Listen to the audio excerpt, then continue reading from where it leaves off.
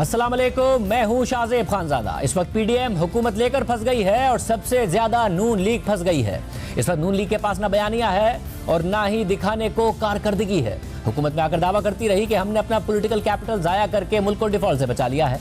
IMF की बहाली के लिए मुश्किल फैसले किए हैं मगर मुल्क की खातिर किए हैं और अब हम वक्त पूरा करेंगे और आवाम को रिलीफ देंगे। मगर इस वक्त IMF मजीद मुश्किल फैसलों का तकाजा कर रहा है और इस हुकूमत को IMF ने 2 से 3 हफ्तों की डेडलाइन दे दी है कि अगर फैसले ना किए तो किस्त नहीं मिलेगी और अगर IMF से किस्त ना मिली तो दीगर इदारों यहाँ तक के दोस्त ममालिक से भी पैसे नहीं मिलेंगे। इस वक्त मुल्क के ज़र मुबादला के ज़खायर 6.1 अरब डॉलर्स पर रह गए हैं, यानी मुश्किल से 5 हफ्तों की दरामदाद के पैसे हैं। अगर IMF का प्रोग्राम बहाल ना हुआ तो खुद मिफ्ता इस्माइल बार बार इस खदशे का इजहार कर रहे हैं कि मुल्क डिफॉल्ट कर जाएगा। कल हमारे प्रोग्राम में वफाकी वजीर बराए मनसूबाबंदी हसन इकबाल ने दावा किया कि IMF का प्रोग्राम हर सूरत बहाल होगा, मगर IMF के कुछ मुतालबात अवाम के लिए नाकाबिले बर्दाश्त हैं और IMF से शराइत नरम करने की कोशिश कर रहे हैं। और अब हुकूमती ज़राए से इतलात आ रही हैं कि हुकूमत ने IMF प्रोग्राम की बहाली और डिफॉल्ट से बचने के लिए IMF की मुताबिक शराइत मानने का फैसला कर लिया है। बिजली और गैस की कीमतों में कितना इजाफा होगा अभी उस पर फैसला करना है, मगर आज वज़ीर आज़म शहबाज शरीफ ने भी वाज़ेह कर दिया है कि IMF के साथ चलना है और प्रोग्राम पूरा करना है क्योंकि मजबूरी है। की तवक्कुआत हैं वो बेचारे देखें किस तरह महंगाई में पिस रहे हैं। ये कोलिशन गवर्नमेंट की ये आखिरी ख्वाहिश नहीं, वो कभी भी उनकी ख्वाहिश न होगी न थी कि महंगाई का बोझ आवाम पर ट्रांसफ़र किया जाए, लेकिन एक मजबूरी है। IMF का जो कुछ हमने हशर किया, मुआहदा किया, उसकी धज्जियाँ उड़ाई, आज वो हम पर ट्रस्ट करने के लिए तैयार नहीं है। जहाँ पर IMF का प्रोग्राम भी हमें जारी और सारी रखना है कि उसके बगैर शॉर्ट टर्म में गुजारा नहीं है। We have no other option, we have to go along with the flow. IMF के प्रोग्राम को हमें इम्प्लीमेंट करना है और ये फेज मुकम्मल करना है। नेक्स्ट जून को ये ख़त्म, और खुदा करे कि ये हम इज्जत और वक़ार के साथ अपनी कमिटमेंट जो है निभा सकें। इस वक्त मसला यह है कि मईशत का आवे का हवा बिगड़ा हुआ है और IMF से वादा खिलाफियों और टारगेट पूरे ना करने की गुज़िश्ता हुकूमत से लेकर इस हुकूमत तक एक तवील फहरिस्त है। इसलिए IMF की डिमांड्स की एक तवील फहरिस्त है। मुल्क के पास सिर्फ 6.1 अरब डॉलर के ज़र मुबादला के ज़खायर हैं।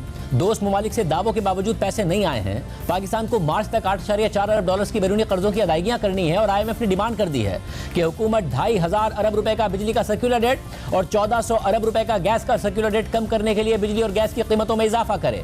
दिसंबर के महीने में टैक्स टारगेट के हुसूल में मुमकिन शॉर्टफॉल से निपटने के लिए मजीद टैक्स लगाए। पेट्रोलियम डेवलपमेंट लेवी के 855 अरब रुपए के टारगेट के हुसूल में 300 अरब रुपए का शॉर्टफॉल मुतवक्के है तो इसको भी इजाफी टैक्सेस लगा के पूरा करे।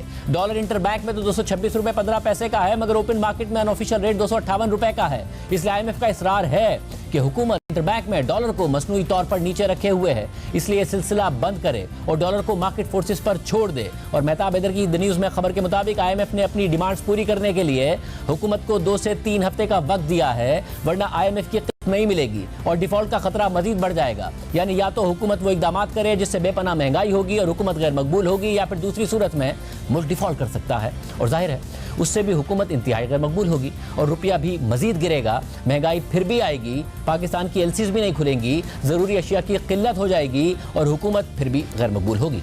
इसलिए इमरान खान को एतमाद है कि जनवरी में हुकूमत और इस्टेब्लिशमेंट दोनों को समझ आ जाएगी और मार्च अप्रैल में इंतखाबात हो जाएंगे। अब हम बात यह है कि अब से 3 हफ्ते पहले हमारे प्रोग्राम में इसहाक डार ने दावा किया था कि 2 हफ्तों में एक दोस्त मुल्क से 3 अरब डॉलर्स मिलेंगे। बजट में एक चीज तय है कि हम 2.1 अरब डॉलर की फॉरेन डायरेक्ट इन्वेस्टमेंट आएगी, वो तो 52% डाउन है। 4 महीने में 348 मिलियन डॉलर आई है, वो नहीं आएगी। 3 अरब डॉलर हमें बैनुल-अक़वामी मार्केट से लेने थे, सुकूक के जरिए, बॉन्ड्स के जरिए। नजर आ रहा है जो पाकिस्तान का क्रेडिट रिस्क है कि वो भी हमें नहीं मिल पाएंगे, तो हम शॉर्ट तो हैं, वो पैसे कहाँ से आएंगे? हम उसको रिप्लेस कर रहे हैं। मैंने भी आपको बताया कि हम किसी फ्रेंडली कंट्री से 3 अरब डॉलर एक्स्ट्रा डिपॉजिट ले रहे हैं, हमारी बातचीत हो रही है और इंशाल्लाह मिलेंगे।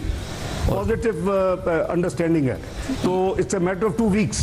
अच्छा, 2 हफ्ते के अंदर अंदर जो आप कह रहे हैं, ये जो आप 2 हफ्ते के अंदर अंदर कह रहे हैं, एक दोस्त मुल्क है जिससे 3 अरब डॉलर पाकिस्तान को मिल जाएंगे, आपको उम्मीद है? जी जी जी इंशाल्लाह। मगर 3 हफ्ते से ज़ायद हो गए हैं और वो 3 अरब डॉलर्स भी नहीं आए हैं। दिलचस्प बात यह है कि रुपया इंटरबैंक में 226 रुपये 15 पैसे का है, ओपन मार्केट में इनफॉर्मल रेट 258 रुपये का है और IMF का इसरार है कि 226 रुपये के रेट पर भी हुकूमत डॉलर को मसनूई तौर पर कंट्रोल कर रही है। हालांकि वजीर खजाना बनने के बाद इसहाक डार ने हमारे प्रोग्राम में अक्टूबर में कहा था कि चंद हफ्तों में डॉलर 200 रुपये से नीचे होगा। हमने उस वक्त भी उनसे कहा था कि 220 का रेट भी मसनूई और आर्जी है, रुपया नीचे ही जाएगा। आप कन्विंस भी हैं कि 200 रुपए से ये नीचे आएगा और इंटरवीन भी नहीं करेंगे, रिजर्व्स भी नहीं इस्तेमाल करेंगे, IMF की शराइत भी नहीं। और साहब कब तक का फिर आपका टारगेट है कि ये 200 रुपए से नीचे आ जाएगा विदाउट इंटरवेंशन?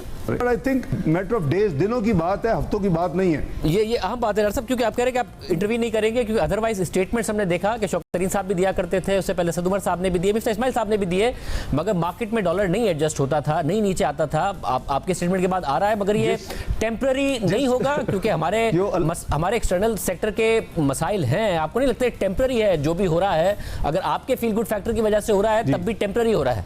नहीं, टेम्पररी इसलिए नहीं हो रहा कि इसकी रियल वैल्यू नहीं है। शाहजेब साहब प्लीज बेयर विद मी कि इसकी वैल्यू नहीं है। ये स्पेकुलेटिव एंगल है, ये पॉलिटिकल इंस्टेबिलिटी का है, ये लोगों की फ्रस्ट्रेशन और लोगों की यानी कह ले कि नफसियाती है। मगर फिर डॉलर बढ़ता चला गया, इंटरबैंक और ओपन मार्केट का फ़र्क बढ़ता चला गया। और हमारे अगले प्रोग्राम में जब इसाकदार आए तो वो मुत्तफिक थे कि इंटरबैंक और ओपन मार्केट का रेट का इतना बड़ा फ़र्क नुकसानदेह साबित हो रहा है। आपने जो मुख्तलिफ इक़दाम किए डॉलर को कंट्रोल करने के लिए, अब वो 224 से नीचे इंटरबैंक में है, मगर ओपन मार्केट में 231 रुपये 50 पैसे का है। मगर अगर आप जाएं तो 231 रुपये 50 पैसे का भी मार्केट में आपको मिलेगा नहीं, बल्कि वो आपको ऊपर से 9-10 रुपये एक्स्ट्रा देने पड़ेंगे। ग्रे मार्केट क्रिएट हो गई है, एक पैरेलल मार्केट क्रिएट हो गई है, जिसके वजह से रेमिटेंसेज भी गिर रही हैं कि 224 के रेट पर कोई इंटरबैंक में क्यों भेजेगा जब उसको इतना बड़ा रेट मिल रहा होगा, हुंडी हवाले से पैसे आ रहे हैं। एग्रीड, आपने बिल्कुल सही आइडेंटिफाई किया। हमने भी मिनिस्ट्री ऑफ फाइनेंस से बैठ के आइडेंटिफाई कर चुके हैं। मेरी जो रेलेवेंट एजेंसीज है, ये पाकिस्तान से जो हम कोला खरीदने अपने एक नेबरिंग कंट्री से रुपयों में, वो सारे का सारा पैसा पाकिस्तान में आकर डॉलर जा रहा है, स्मगल हो रहा है। अब किसी ने तो उसको रोकना है ना, वो तो जाहिर है मिनिस्ट्री ऑफ फाइनेंस तो जाके बॉर्डर्स पर नहीं रोकेगी। जो रिस्पॉन्सिबल लोग हैं, मेरी बात उनसे हो चुकी है पिछले चंद दिन पहले और तफसील से डिस्कशन हुई है। उन्होंने मुझे श्योर किया कि they will do their best कि ये जो इस तरह की जो करेंसी स्मगलिंग है पाकिस्तान से, फॉरेन करेंसी, उसको रोका जाए। ये एक किस्म का एक भंवर सा बन गया है, इसे vicious circle we have to break it. और ये ब्रेक माजी में भी हुआ था, 98-99 में, 13-14 में भी हुआ था। आई एम वेरी होपफुल, थोड़ा सा टाइम दे, इंशाल्लाह ये भी काबू आ जाएगा। इस बात को भी 25 दिन हो गए हैं और इंटरबैंक और ओपन मार्केट का फ़र्क और बढ़ गया है। जबकि मिफ्ता इस्माइल जब वज़ीर ख़जाना थे तो डॉलर इंटरबैंक में 220 का हुआ, ओपन मार्केट में 230 का हुआ, 10 रुपये का फ़र्क आ गया। तो हमने इस तरफ उनकी तवज्जो दिलाई थी कि इस फ़र्क की वजह से तरसीलात ज़र गिर जाएंगी, और फिर यही हुआ। इंटरबैंक में 220 से ऊपर है डॉलर और ओपन मार्केट में 230 रुपए का है डॉलर, 10 रुपए का फर्क। तो ये हिस्टोरिक हाइज हैं। इससे रेमिटेंसेज में भी फर्क आ सकता है ऑफिशियल चैनल से जो आती है, क्योंकि लोगों को नजर आ रहा है कि अगर हम अनऑफिशियल से लाते हैं तो ओपन मार्केट में हमें ज़्यादा बेहतर रेट मिल सकता है। क्या वजह है कि आप वो जो कॉन्फिडेंस एक अचानक आया था वो वापस चला गया कि Pakistan should live with in its means. हम अपने चादर देख के पैर फैलाएं, और जब आपकी इंपोर्ट कम हो जाएगी और एक्सपोर्ट रेमिटेंस उसके बराबर हो जाएगी तो आपके इनकमिंग डॉलर ज़्यादा हो जाएंगे। इंशाअल्लाह ताला आप देखेंगे कि अगले 2-4 दिनों के अंदर जो है वो रुपया अपना खोया हुआ वैल्यू वापस। मगर मिस्टर इस्माइल का दावा भी पूरा नहीं हुआ था, फ़र्क बढ़ता चला गया। बैंकिंग चैनल से आने वाली तरसीलात ज़र और बरामदात दोनों मुतासिर हुई। जो अदाद शुमार सामने आ रहे हैं उसके मुताबिक दिसंबर के महीने में बरामदात और तरसीलात ज़र में मज़ीद 10 से 15% की कमी आ सकती है। 5 माह में बजट खसारा IMF से किए गए वादों से ऊपर है, इसलिए IMF डिमांड कर रहा है कि हुकूमत इक़दामात करे। जबकि दिसंबर में अंदेशा है कि FBR अपना टारगेट एक बहुत बड़े मार्जिन से मिस कर देगा, जिससे IMF का दबाव मजीद बढ़ेगा। और इस वक्त आवाम को पहले ही सिर्फ इम्पोर्टेड इन्फ्लेशन का सामना नहीं है, बल्कि वफाकी और सूबाई हुकूमतें इंतजामी इक़दामात में भी नाकाम हैं। आटे की कीमत में मुसलसल इजाफा हो रहा है और अब फी किलो आटा 145 रुपये पर पहुंच चुका है, यानी गुज़िश्ता चंद महीनों में बेपनाह इजाफा हो चुका है। दिसंबर के महीने में महंगाई 25% रहने की तवक्को है और जून के बाद से मुसलसल 7वां महीना होगा कि जब महंगाई 20% से ऊपर रहेगी। खाने पीने की अशिया की महंगाई मुसलसल 30% से ऊपर है और non food non energy inflation भी 16% से ऊपर है, जिसकी वजह से शरह सूद में मजीद इजाफे की तवक्को है और उससे सूद की अदायगियाँ मजीद बढ़ जाएंगी। यानी मईशत हर तरफ से फंस गई है, इसलिए हुकूमत भी फंस गई है। इस टैक्स टू GDP और इन अखराजात और खसारों के साथ ना मुल्क चल सकता है और ना ही IMF मानेगा। और वज़ीर आज़म कह रहे हैं कि हुकूमत में आने से पहले अंदाज़ा नहीं था कि हालात इतने ख़राब है।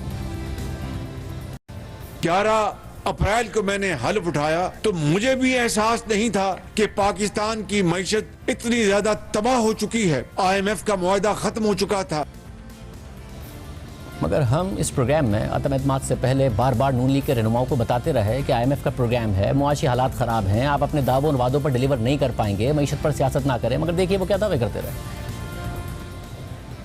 आपकी हुकूमत होती तो मुझे बताएं, आप आज IMF के प्रोग्राम में होते हुए पेट्रोल कैसे सस्ते कर देते, आवाम को रिलीफ कैसे दे देते? शाहजेब, हम भी IMF प्रोग्राम में गए थे और पहले महीने गए थे। उसी IMF प्रोग्राम में रहते हुए रिकॉर्ड लो था 40 साल का डिस्काउंट रेट, रिकॉर्ड लो इन्फ्लेशन थी उसी IMF प्रोग्राम में रहते हुए। कुछ चीजों में तो मईशत के ऊपर सियासत खत्म करनी पड़ेगी ना। अब पेट्रोल की कीमतें अगर बढ़ रही हैं और बाकी खित्ते में ज्यादा है तो पेट्रोल की कीमत में भी आप कहेंगे पेट्रोल बॉम्ब और ये सारी की सारी बातें करेंगे, आप आएंगे आपको भी बढ़ानी पड़ेंगी ये कीमतें। खुद IMF को निमट चुके हैं, आप खुद नेगोशिएशंस कर चुके हैं एक दफा 2018 के इलेक्शन से पहले, नहीं माना IMF, अब क्या करें? आप आ जाएंगे तो आप क्या कर लेंगे? देखें, हम आ जाएंगे तो बहुत सारी इंप्रूवमेंट लेकर आएंगे। इनको बिजली अगर ये सस्ती कर दें आज और इंडस्ट्रियलिस्ट को शिफ्ट कर दें, इतनी सस्ती कर दें कि उनको वारे में आना शुरू कर दें। इन्होंने जो एडिशनल कंजम्पशन है उसके ऊपर रिलैक्सेशन दी, सर्दियों में लोग गैस से बिजली की तरफ जाएं उसके ऊपर एडिशनल कंजम्पशन पे कहा कि जी नहीं, अब नून को आने दें, हम रेट कम करेंगे, हम कंजम्पशन बढ़ाएंगे, हम आपको सर्कुलर डेट भी खत्म करके दिखाएंगे और रेट कम करके दिखाएंगे। जब आप गए तो 1000 अरब रुपए का छोड़ के गए थे ना। पता है मसाइल इतने ज्यादा बड़े हैं, IMF का प्रोग्राम भी है, सारी शर्तें पूरी करनी है, महंगाई आपसे भी कंट्रोल नहीं होनी है। मेरे पास घर में बड़ा अच्छा माली है, उसको गाड़ी चलाने नहीं आती, उससे मैं गाड़ी चलवाऊं तो वो कैसे चलाएगा? इनको कुछ काम ही नहीं आता। ख्वाजा साहब, आप इन्हें भेजने की और खुद आने की जब बात करते हैं और ये वादा करते हैं कि हम इस मुल्क के हालात बेहतर कर देंगे, तो आपके सामने भी इनकी बैलेंस शीट है, तो फिर आपने कैसे बेहतर कर लेना है? अगर इनके पास सोल्यूशन नहीं है तो आपके पास कैसे है? अगर ये IMF का प्रोग्राम नहीं बहाल होता तो आप लोग क्या कर लेंगे? देखें, इस वक्त 342 अराकीन जो हैं उनकी जिम्मेदारी है कि पाकिस्तान के माशी हालात इतने अबतर हो चुके हैं, पाकिस्तान की आवाम जो है महंगाई की चक्की में पिस रही है, खुदकुशियां हो रही हैं। इस वक्त नेशनल कंसेंसस की जरूरत है। पॉलिटिकल इंस्टेबिलिटी जो होती है उसका नुकसान ही होता है ना, मईशत के ऊपर फिर सियासत होती है। बैनुल अक़वामी मार्केट में तेल की कीमतें बढ़ी हैं, हुकूमत IMF के प्रोग्राम में है, उनके साथ कुछ कमिटमेंट्स हैं, मगर अब हुकूमत अपने सर्वाइवल की जंग लड़ रही है। अगर आप भी इख्तिदार में आएंगे तो मुल्क इस तरह चलेगा नहीं। फ्यूल एडजस्टमेंट अगर कीमतें बढ़ी हुई हैं वो नहीं कर पाएगी हुकूमत, तो आपको भी मसाइल आएंगे। इसका आप क्रेडिट ले रहे हैं, यही परेशान कुन बात है, आपके साथ भी मसाइल होंगे। जी शाहजेब, इस वक्त जो असल बहरान है वो तेल की कीमतें बैनुल अक़वामी मंडियों में बढ़ने का नहीं है। असल बहरान यह है कि ये हुकूमत 3.5 साल में गवर्नेंस करने में नाकाम रही है। और अब वही हो रहा है, नून लीग की हुकूमत फंस गई है, PDM फंस गई है।